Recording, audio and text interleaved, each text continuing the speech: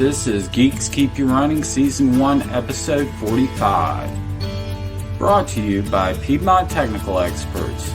We keep you running. Hosted by Jonathan Beck.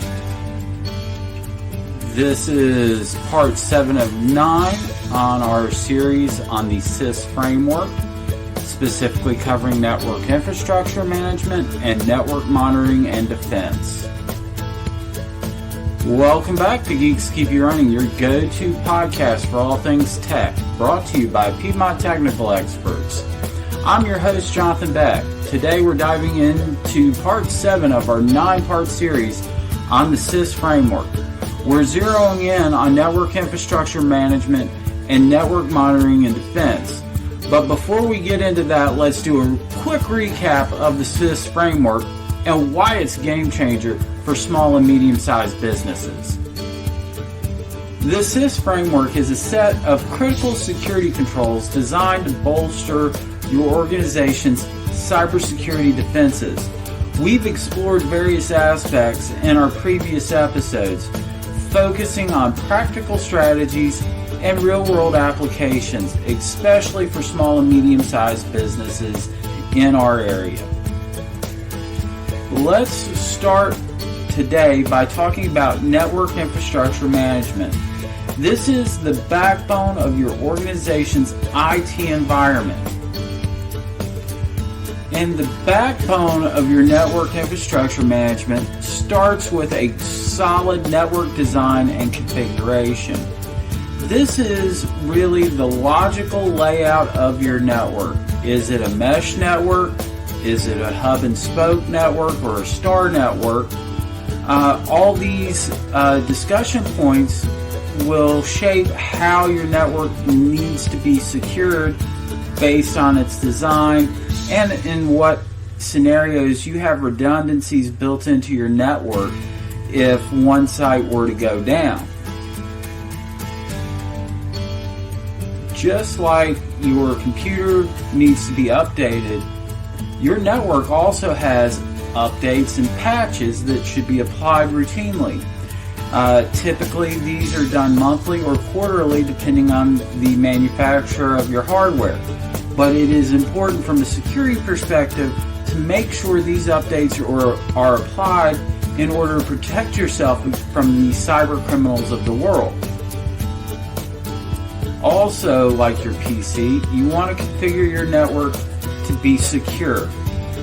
What does that mean? It means that you may have to implement access of least privilege, especially if you have personal identifiable information, or PII, which is used in both HIPAA and PCI compliance. You're going to want to isolate that data stream to only those computers that absolutely require it. This is done at the network level. This could be done through VLANing, whitelisting or blacklisting traffic, etc. There's lots of ways to ensure your network is configured securely. So let's talk about how to design a secure network. We're going to start from the outside.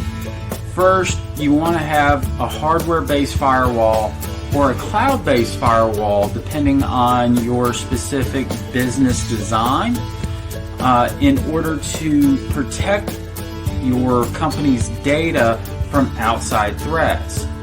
Next, you want manageable switches that will allow you to configure and traffic shape based on what data is passing through a particular segment of your network.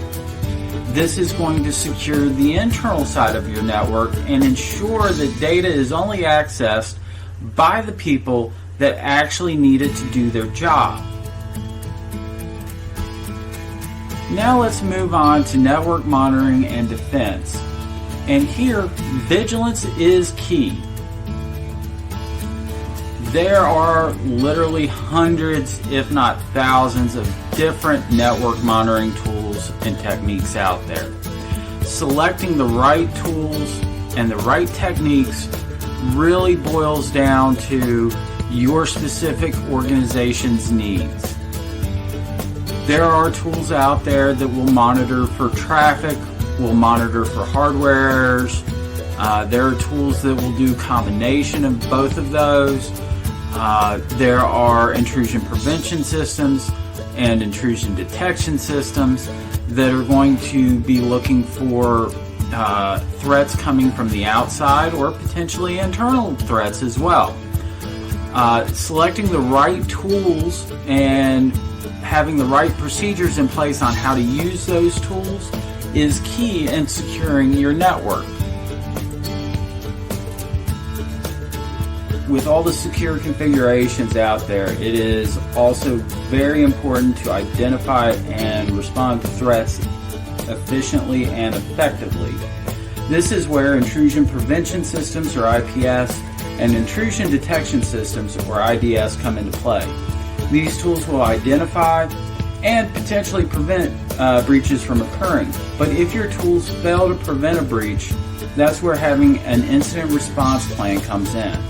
A good incident response plan is going to identify the key players in the event of a data breach. It will identify which of these individuals will handle internal communications to employees and who will handle external communications to clients and potentially the press. You will want to control the narrative, so having a clear communication system is imperative. Additionally, your incident response plan will of course have remediation team members and a root cause analysis team member or team members to it as well. So we talked a little bit about this in the network design section, but best practices for a strong network defense begins with a firewall, whether it is a hardware firewall or a cloud-based firewall that is filtering the traffic coming into your network. The next piece of that puzzle is having the intrusion detection systems and intrusion prevention systems in place to prevent unauthorized access of your network.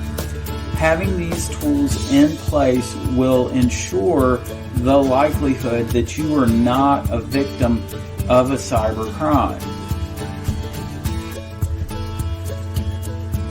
As we wrap up today's discussion, let's recap the importance of network infrastructure management and monitoring in the context of the CIS framework. These controls are not just about prevention, they're also about creating a resilient, responsive IT environment.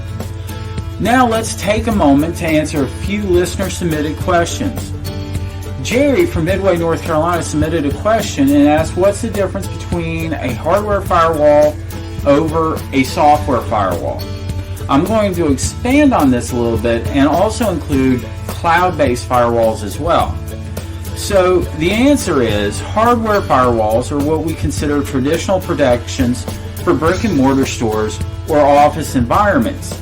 Its advantage is the traffic is scanned before it gets to your PC, whereas with a traditional software firewall, such as the Windows firewall, it's installed on your computer and requires traffic to come to your PC before being scanned.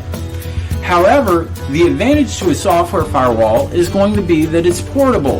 A hardware firewall is typically bound to one location, but a software firewall program travels with the user. So maybe the best of both worlds may be a cloud-based firewall. This is great for hybrid environments where you have users that are both in a brick and mortar store and working remote, or maybe staff that works part of the time in the office and part of the time at home.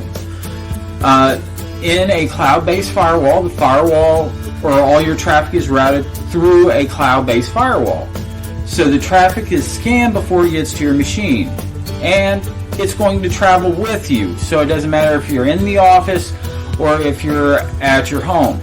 But at a certain level, it still has some risk because it requires your computer to be on the internet. So there is the potential for some risk there. All right. Our next question is from Conrad, who is from Lexington, North Carolina, and he says he doesn't have a traditional office and asks, how does he protect his environment? So the answer here is to have advanced threat protection, a good EDR solution, and have a DNS filtering product are all good protections to have in your environment when you don't have a traditional office environment. Danny from High Point, North Carolina asks, how do I monitor my network endpoints? So there are a lot of software solutions that offer network monitoring. Hardware firewalls, for instance, usually have some level of monitoring software on them.